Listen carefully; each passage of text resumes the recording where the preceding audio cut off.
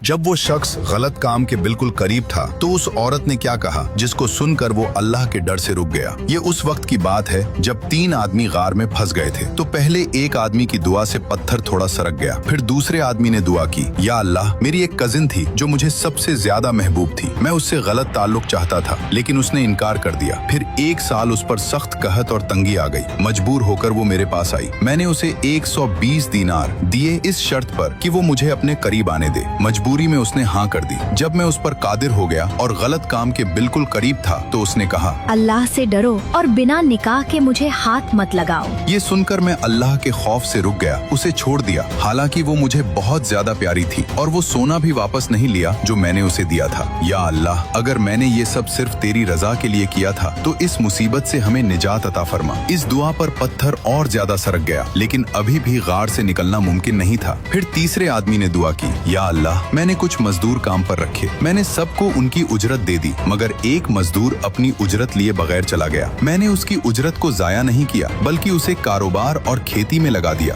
वक्त गुजरता गया और उस पैसे से ऊंट, गायें, बकरियां और चरवाहे बहुत ज्यादा हो गए। कुछ अरसे बाद वो मजदूर वापस आया और बोला, अल्लाह से डरो और मेरी उजरत मुझे दे दो। मैंने कहा, ये सब जो तुम देख रहे हो, ऊंट, गायें, बकरियां और चरवाहे, ये सब तुम्हारी उजरत है। उसने कहा, मेरा मजाक न उड़ाओ। मैंने कहा, मैं मजाक नहीं कर रहा। फिर वो सारा माल ले गया और कुछ भी छोड़कर नहीं गया। या अल्लाह, अगर मैंने ये सब सिर्फ तेरी रजा के लिए किया था तो इस मुसीबत से हमें पूरी तरह निजात दे दे। इस तीसरी दुआ पर पत्थर पूरी तरह हट गया और तीनों आदमी गार से निकलकर चले गए। इन वाकयात का मेन पॉइंट है इखलास। हम जो भी नेकी करें, जैसे रास्ते से तकलीफ देह चीज को हटाने से लेकर नमाज पढ़ने तक, सिर्फ और सिर्फ अल्लाह रब्बुल आलमीन को राजी करने के लिए करें। इस वीडियो पर कमेंट और शेयर इस नियत से करें ताकि दीन की बात फैले तो इंशाअल्लाह आपको उतना ही सवाब मिलेगा जितना अमल करने वाले को मिलेगा। जज़ाकल्लाह।